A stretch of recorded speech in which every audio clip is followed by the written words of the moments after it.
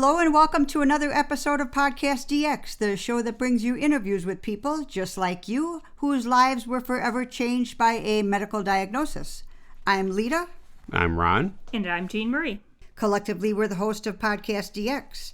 Today, we have the pleasure of speaking with Britt Clark about lupus. Britt is a patient leader, a patient advocate, a blogger, a graphic designer, a mother, I should have put that first, a lupus warrior, and a kidney cancer survivor.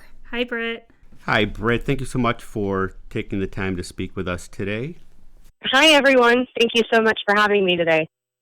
Oh, that's wonderful. Can you please start us off by telling us exactly what is lupus? Okay. Sure. Lupus is an autoimmune disease.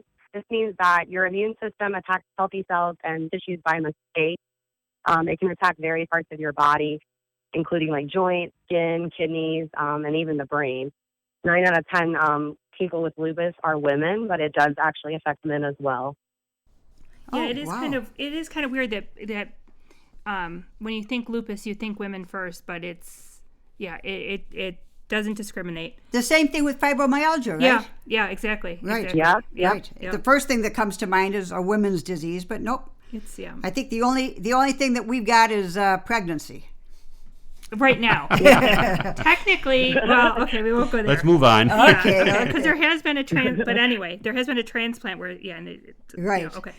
Britt, could you tell, I was just wondering, could you tell us what a lupus flare is and what causes symptoms to flare?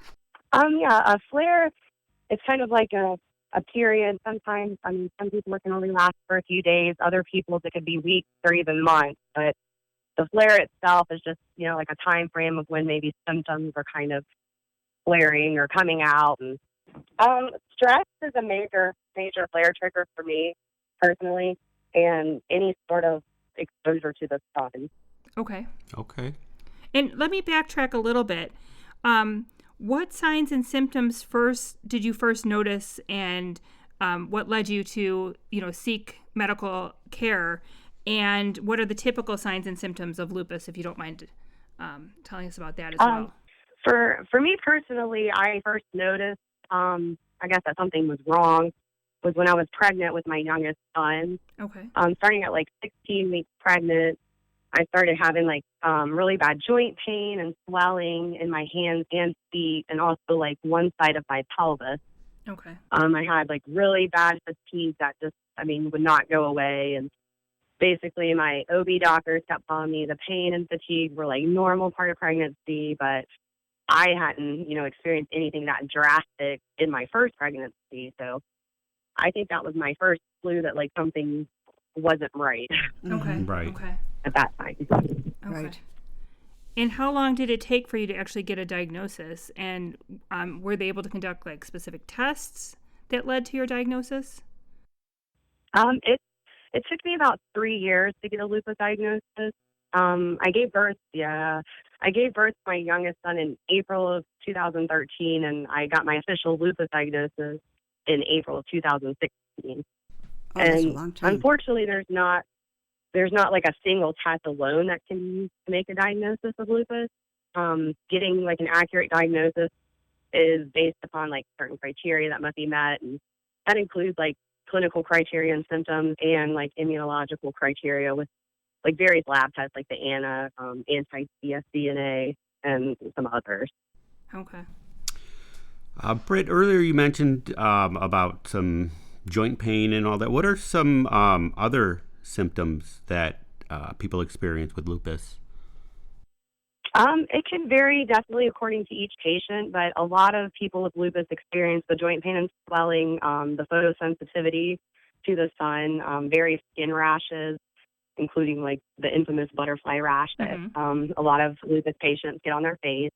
The fatigue and malaise is the big one, mouth and nasal sores, hair loss. Those are kind of the most common, but it definitely branches out further, for each specific patient. Oh, sure. Everybody's a unique person. Right. Yep. And how did your healthcare team decide to treat your lupus?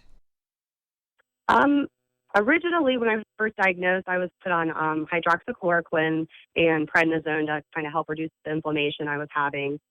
About 6 to 8 months in, I was still not really in a good place. I was having a lot of symptoms still. My labs were still showing activity. And at that time, my rheumatologist decided to add in some additional medications.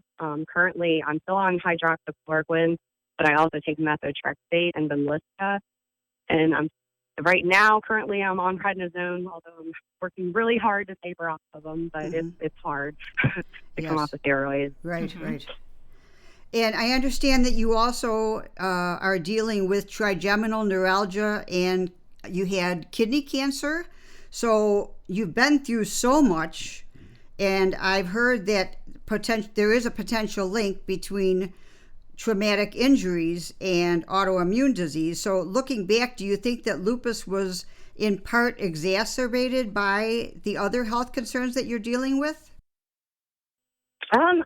For the cancer, I don't think, because I was just diagnosed with that this past fall. Okay. But the trigeminal neuralgia when I was actually diagnosed with that really, really shortly before I got a lupus diagnosis. And at that time, they didn't really know why I had it. So after, I've had it for a couple of years now, I can kind of see, I feel that it actually flares up more with, in regards to my lupus flares. Okay. Because when my lupus is under control, I haven't really experienced a lot of the trigeminal neuralgia flares. Okay. So I kind of feel like it might be opposite. Oh, okay. In my case. Right, Sure. right. Well, that's good, though. Yeah, well, yeah. Yeah. Because it's trigeminal all neuralgia is very challenging. difficult to control. Yeah. Well, yeah, and actually I was going to ask yeah. if, have you ever tried ketamine? Or has, your healthcare provider ever mentioned ketamine for treating the trigeminal neuralgia? No, I for a while was on baclofen and Tegretol and I think gabapentin. Mm-hmm. And then once I really noticed that even now, if I have a really bad lupus flare, I feel like it triggers that.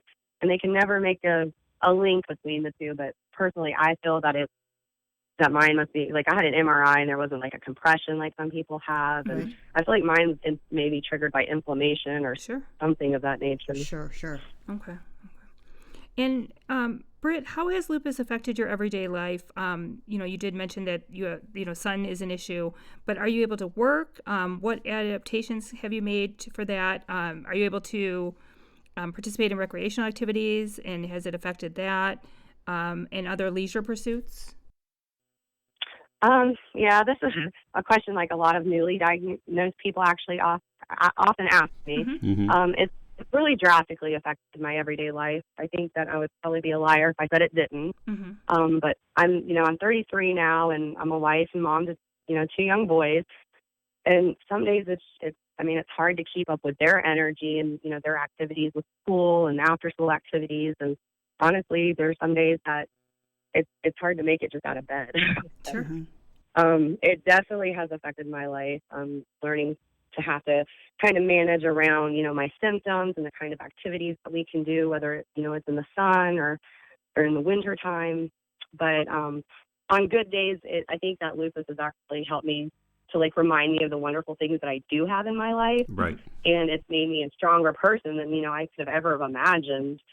And fortunately, I am able to work part-time, and I love to work. And so that was kind of, I think, going from full-time to part-time was kind of a hit to me personally, just because I do love working, and it gives me a purpose to get up each morning. And I will say, though, that I mostly do work from home these days, because I can't use all my good spoons, trying to get ready every morning and just to go into the office, and I could work from home. So, and leisure-wise, I used to be an avid runner and could run 5 miles a day, and now I can barely even walk one without being in pain. And it's always been I have really bad anxiety, so exercise was always a great stress relief for me, and that's kind of a goal I have to one day run again. But lupus definitely has taken a lot from me, but I just keep finding ways to try to make it work for me personally. I think I'm kind of stubborn in that sense, but I just want to give it all, and try to just make it work around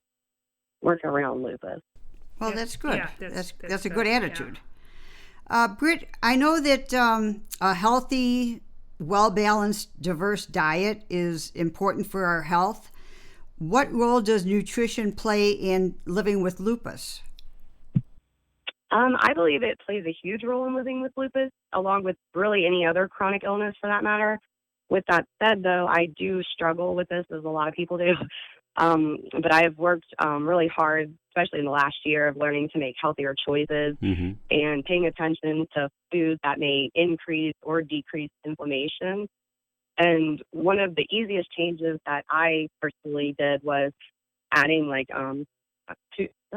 turmeric to my diet every day to help reduce inflammation.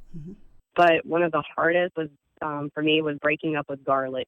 It really does cause a huge difference in joint pain and swelling. And honestly, I didn't want to believe it, but after I did some experimenting and I did some symptom tracking, I really couldn't deny it. So I had to cut out the garlic.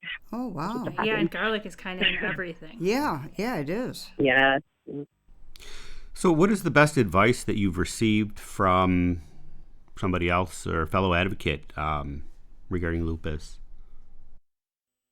That's a great question, and it's one, honestly, that I've heard from a lot of patient advocates, and it's that basically no one will ever truly understand what it's like living with lupus unless they are living with lupus.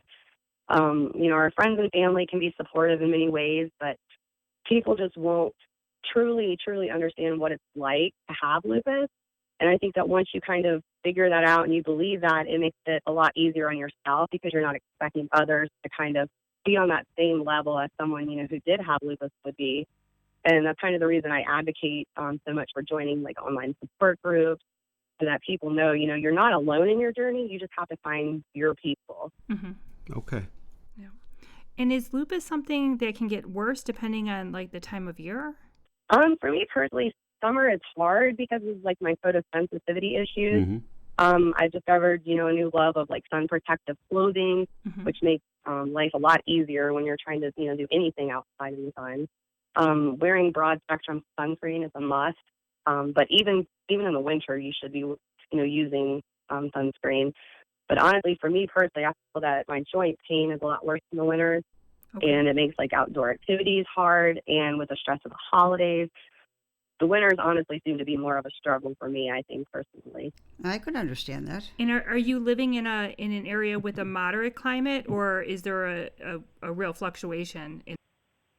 I'm in Ohio. Oh, okay. So the winters are, Winters are rough. I know. Yeah. Midwest. Okay.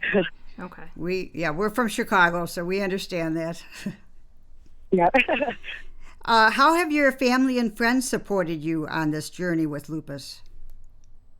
My family has actually been really amazing in their support in my lupus journey. I would say that my kids are my biggest fans. They literally make me feel like I'm a superhero, even though some days I definitely feel far from that. My husband, he's amazing, and he gives me my injections each week and kind of helps pick up my slack on flare days. And I honestly don't know if I would be where I am today without them. And the same can be said for my friends. They've been really supportive and encouraging, especially on hard days. But with that said, I have lost, a few friends along the way. I learned early on it was kind of important to cut out extra stress and any sort of toxic relationships, and that has made a huge difference for me. Well, yeah, friends and support goes a long way, and sometimes it's really underrated. Sure. Oh, yeah, for sure. And yeah. We've been reading your blog, Lupus Lyfe, spelled Lyfe.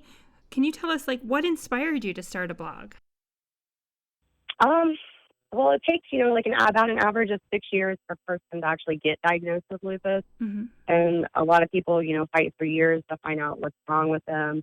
I mean, they may get told that there's nothing wrong with them, and they could feel like they're going crazy, and just for years they have to deal with that, and not to mention the financial cost of having to go through the diagnosis and all that. And it just presents so differently in many people that I wanted to share my personal journey, because it's a little out of the norm of what some lupus patients may be. And I just wanted people to know that they're not alone, and that basically if any part of my story could help somebody get a diagnosis or help one of their loved ones, then that means the world to me, because it's I can take my lupus diagnosis and use it for good. That's amazing, and thank you. And if I don't know if you hear that enough, but that's you're making a big impact there, and so thank you very much. Thank you. And then Britt, I have one more question.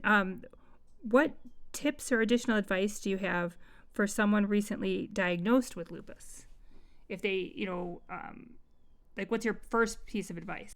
It would be definitely to research as much as you can, to look at, places like the Lupus Foundation of America, the Lupus Research Alliance, and basically just gather as much information as you can. Okay. Like I mentioned, joining online support groups on Facebook or Q's to kind of find your tribe and to keep learning about triggers and treatment options. And definitely you're allowed to seek second opinions if it's needed. Okay. And my biggest advice would be do not be afraid to use your voice. I believe that our voices matter in healthcare and that we are our own best advocates. That's great advice. Well, Britt, thank you so much for coming on today and talking with us about lupus. I think our listeners will be inspired by what you've said.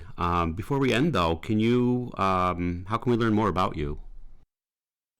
You can definitely check out my blog at lupuslyfe.com, and that's Lyfe, Lyfe. Mm-hmm. And you can also find me on Instagram and Facebook at Lupus Lyfe with a Y too. Okay. Good deal. We'll definitely have links for that on our website as well. Yeah, thank you very much. Yeah, thank you. Yeah, it was an honor speaking with you guys today. I thank you so much for allowing me to share my story and help raise awareness for lupus. Yeah, absolutely. And we wish you all the best. Yes, definitely. And yeah, thank you for taking the time. We know you are very, very busy, so we really do appreciate you taking the time. If our listeners have any questions or comments related to today's show, they can contact us at PodcastDX@yahoo.com, through our website, PodcastDX.com, on Facebook, Twitter, Pinterest, or Instagram. And if you have a moment to spare, please leave us a review wherever you listen to this podcast. Please keep in mind that this podcast is not intended to be a substitute for professional medical advice, diagnosis, or treatment, and always seek the advice of your physician or other qualified healthcare provider with any questions you may have regarding a medical condition or treatment and before undertaking a new healthcare regime. And never disregard professional medical advice or delay in seeking it because of something you've heard on this podcast. Till next week.